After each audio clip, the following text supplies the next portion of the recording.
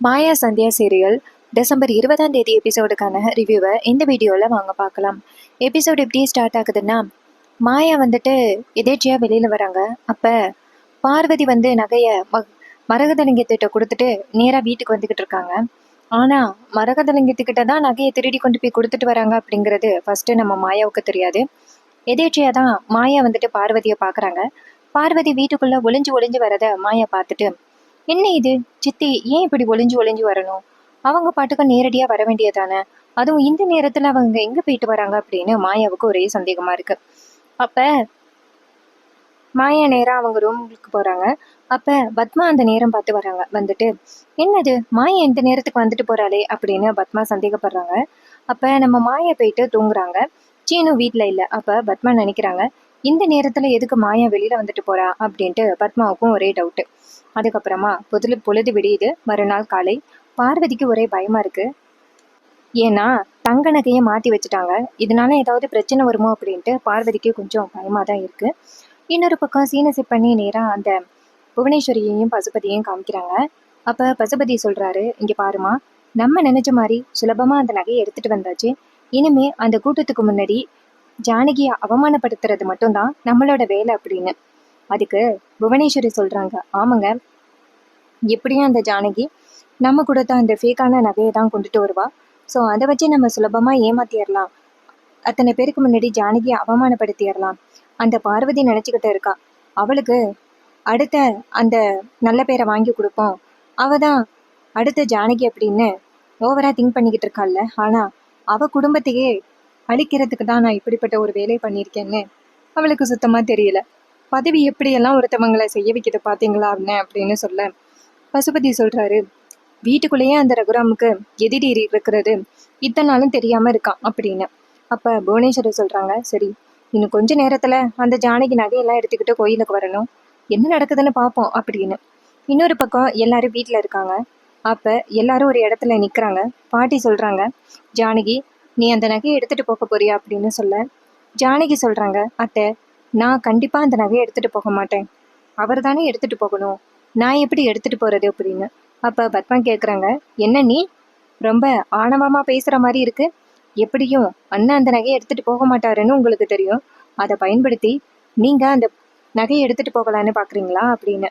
ஜானகி சொல்றாங்க, இங்க பாரு பத்மா, ஒருவேளை அவர் எடுத்துட்டு போகலைன்னா இந்த குடும்பத்துக்கு ஆதரவா நான் தானே அந்த நகையை எடுத்துட்டு போற மாதிரி இருக்கும் அப்படின்னு. இதை கேட்டுட்டு பத்மா சொல்றாங்க, சரிங்க, நீ உங்க நாடகத்தை நடத்துங்க, ஆனா நீங்க பண்ற இந்த செயலுக்கு எங்களுக்கு கொஞ்சம் கூட விருப்பமே இல்லை அப்படின்னு சொல்லிட்டு பத்மா அந்த இடத்துல இருந்து போறாங்க. அப்ப பார்வதி நினைக்கிறாங்க, எப்படியும் கோயிலுக்கு அந்த நகையை கொண்டுட்டு போகும் பொழுது கண்டிப்பா அங்க உள்ளவங்க பிரச்சனை பண்ணி அது போலி நகைன்னு சொல்லுவாங்க. அப்ப அண்ணி முகத்தை எங்க கொண்டு போய் வச்சுக்க போறாங்கன்னு நானும் பாக்குறேன் அப்படின்ட்டு பார்வதி மனசுக்குள்ளேயே நினைக்கிறாங்க. அதுக்கப்புறமா ஜானகி போயிட்டு நேரா சாமி கும்பிடுறாங்க. அப்ப சாமி கும்பிட்டுட்டு நேரா எப்படியாவது வந்துட்டு அவர் வந்துடணும், அவர் வந்தாதான் இந்த நகையை கொண்டு போய் கொடுக்கறது மரியாதையா இருக்கும், நான் மட்டும் இந்த வாட்டி நகையை கொண்டுட்டு போனேன்னா கண்டிப்பா அது ரொம்ப பெரிய அபமானமா இருக்கும், நான் போயிட்டு மறுபடியும் கேட்டு பாக்குறேன் அவர்கிட்ட அப்படின்ட்டு ஜானகி நேரா ரகுராமோட ரூம் கதவு கிட்ட வந்து நிக்கிறாங்க. ரகுராம் நேரா ஜானகியை பாக்குறாரு. அப்ப ஜானகி பேச ஆரம்பிக்கிறாங்க, என்னங்க, இந்த ஊர் மக்களுக்காகவும் கோயிலுக்காகவும் நீங்க வருவீங்க அப்படின்னு நான் நம்பிக்கையா இருக்கேன் அப்படின்னு. அப்ப ரகுராம் கோவமா வந்துட்டு கதவை தடால்னு சாத்துறாரு. இதை பார்த்துட்டு ஜானகி அதிர்ச்சி ஆகுறாங்க. அப்ப ஜானகியோட அத்தை சொல்றாங்க, இங்க பாரு ஜானகி, ரகுராமோட கோவத்தை பத்தி உனக்கு தெரியாதா, அவன் கண்டிப்பா வரமாட்டான், அவன் எடுத்த முடிவு ஒண்ணுதான், அவ வரத்துக்கு வாய்ப்பே கிடையாது அப்படின்னு. இது கேட்டதோட ஜானகிக்கு வேற வழி தெரியல. ஜானகி நேரா அவங்க அத்தை கிட்ட, அத்தை, இந்த குடும்பத்தோட மானத்தை காப்பாற்றணும் அப்படின்னா நான் இந்த நகையை எடுத்துட்டு தான் போகணும், தயவு செஞ்சு இந்த முறையை என்னை தப்பா நினைக்காதீங்க அப்படின்னு சொல்ல, அப்ப ஜானகியோட அத்தை சொல்றாங்க, எல்லாமே நாங்க சொல்லியா நீ செஞ்சுக்கிட்டு இருக்க, நீயா தானே ஒரு முடிவெடுத்து பண்ணிக்கிட்டு இருக்க, என்னமோ பண்ணு அப்படின்னு சொல்லிட்டு அந்த இடத்துல இருந்து போறாங்க. அப்ப ஜானகி நேரா சாமி கும்பிடுறாங்க. சாமி கும்பிட்டுட்டு அந்த நகையை வந்து ஓபன் பண்ணி பாக்குறாங்க. பார்த்ததோட ஜானகிக்கு பேரதிர்ச்சி ஆகுது.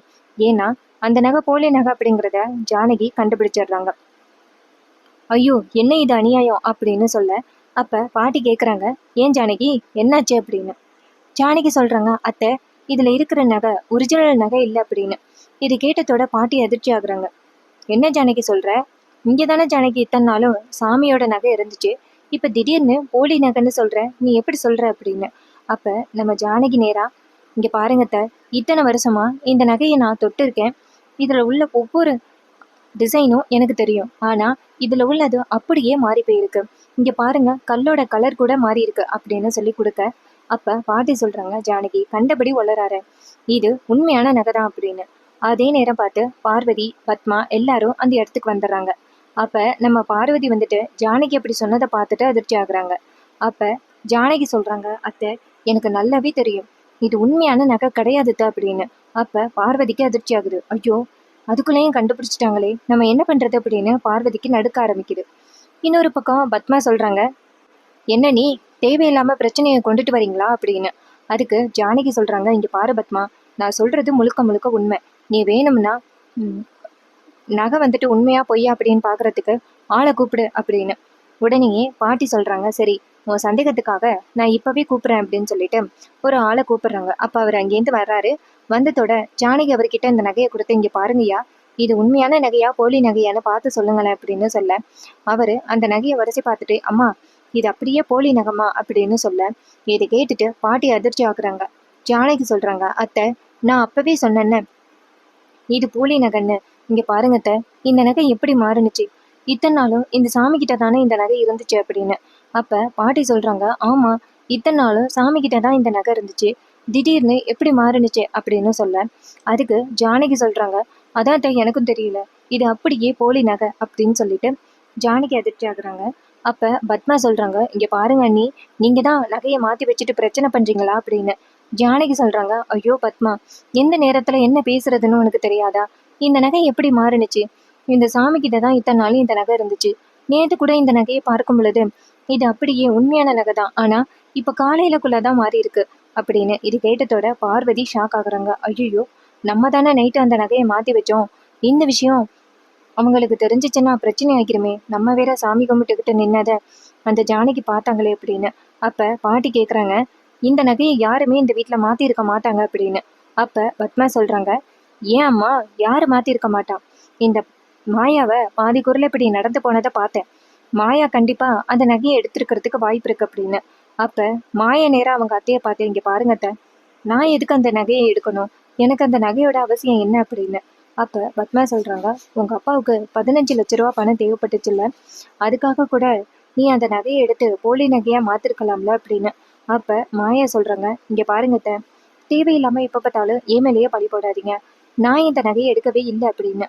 அப்ப பத்மா கேக்குறாங்க, அப்ப பாதிக்கூர்ல வீட்டுக்குள்ள சாமி ரூமு கிட்ட வந்தியே, எதுக்கு வந்த அப்படின்னு.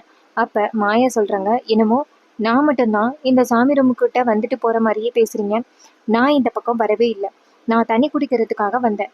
அப்ப பார்வதியே சித்தி வீட்டுக்கு வெளியில இருந்து உள்ளார வந்தாங்க அப்படின்னு. இது கேட்டதோட பார்வதி கேக்குறாங்க, என்ன மாயா, நீ பண்ண தப்ப ஏன் மேல பழி போடலாம் அப்படின்னு நினைக்கிறியா அப்படின்னு. அப்ப மாயா சொல்றாங்க, இங்க பாருங்க பார்வதி சித்தி, நான் உங்க மேல பழி போடுறேன் அப்படின்லாம் சொல்லவே இல்லை, நான் அந்த நேரத்துக்கு வந்தேன், நீங்க வெளியில இருந்து உள்ளார வந்தீங்க, அதுதான் நான் சொன்னேன் அப்படின்னு. அப்ப பத்மா சொல்றாங்க, என்ன மாயா, வீட்டுல உள்ளவங்க மேல பழி போட்டு நீ தப்பிக்கலான்னு பாக்குறியா, ஃபர்ஸ்ட் ஊர் ரூமை தான் செக் பண்ணணும் அப்படின்னு சொல்ல, இதை கேட்டுட்டு மாயா சொல்றாங்க, இங்க பாருங்க, என் ரூமை நீங்க எப்படி வேணாலும் தரவா செக் பண்ணிக்கிறோங்க, நான் நகையை எடுக்கல அப்படின்னு. அப்ப பத்மா சொல்றாங்க, இப்பதாண்டி நீ பேசும் பொழுதும் உன் ரூமை செக் பண்ணணும் போல இருக்கு அப்படின்னு. அப்ப ஜானகி சொல்றாங்க, இங்க பாரு பத்மா, எப்போ பார்த்தாலும் மாயா மேல பழி போட்டுக்கிட்டே இருக்காங்க, மாயா அந்த மாதிரி நகையெல்லாம் திருடுறவ கிடையாது அப்படின்னு. அப்ப பார்வதி கேக்குறாங்க, அப்ப நாங்க திருடி வச்சிருக்கோம்னே நீங்க சொல்றீங்களா அப்படின்னு. ஜானகி சொல்றாங்க, ஐயோ பார்வதி, நான் அப்படியெல்லாம் சொல்லலை அப்படின்னு. அப்ப பார்வதி சொல்றாங்க, என்னமோ நாங்க தான் வந்து சாமி ரூமுக்குள்ள வந்து அந்த நகையை எடுத்துக்கிட்டு போலி நகையை வச்ச மாதிரியே பேசுறீங்க அப்படின்னு.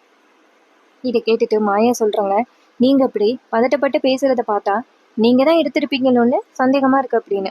இது கேட்டதோட பார்வதி அப்படியே திரு திருன்னு முழிக்கிறாங்க. அப்ப பத்மா சொல்றாங்க, ஏ மாயா, தேவையில்லாம வீட்டுல உள்ளவங்க மேல பழி போடாது, இத்தனை வருஷமா இந்த நகை இங்கதான் இருந்துச்சு, ஆனா உங்க அப்பாவுக்கு பணம் தேவைப்பட்ட உடனேயே இந்த நகை காணாம போனதுதான் எங்களுக்கு சந்தேகமா இருக்கு அப்படின்னு. இதை கேட்டதோட மாயா சொல்றாங்க, இங்க பாருங்க அத்தை, தேவையில்லாம என் மேல பழி போடாதீங்க, நான் அந்த நகையை எடுக்க வேண்டிய அவசியம் கிடையாது, எங்க அப்பா கண்டிப்பா அவரா 15 லட்ச ரூபா எப்படியாவது தோத்து பண்ணி கட்டிடுவாரு, நான் தான் திருடி கொடுக்கணும் அப்படின்னு அவசியம் கிடையாது அப்படின்னு சொல்லிட்டு மாயா கோவமா அந்த இடத்துல இருந்து போறாங்க. அப்ப மாயா அவங்க ரூமுக்கு போயிட்டு யார் அந்த நகையை மாத்தி வச்சிருப்பா? இன்னும் கொஞ்ச நேரத்துல கோயிலுக்கு அந்த நகையை எடுத்துட்டு போகணுமே. பெரியம்மா என்ன பண்ண போறாங்க அப்படின்னு நம்ம மாயாவுக்கு ஒரே கவலையா இருக்கு. அப்பதான் மாயாவுக்கு ஒரு சந்தேகம். ஒருவேளை பார்வதி சித்தி தான் அந்த நகையை எடுத்துக்கொண்டு போய் கொடுத்துருப்பாங்களோ யாருக்கிட்டையாவது. யாருக்கிட்ட கொடுத்துருப்பாங்க அப்படின்னு ஒரே டவுட்டா இருக்கு நம்ம மாயாவுக்கு.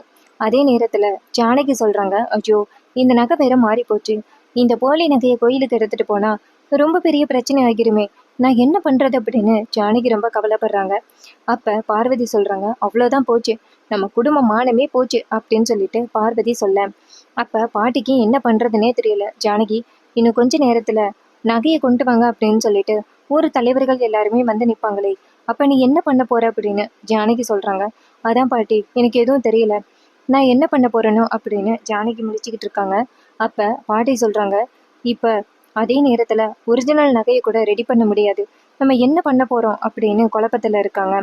அப்ப நம்ம பாட்டி வந்துட்டு நேரா ரகுராம் கிட்ட போயிட்டு, ரகு ரகு கதவை திறப்பா அப்படின்னு சொல்ல, அப்ப ரகுராம் கதவை திறக்கவே இல்லை.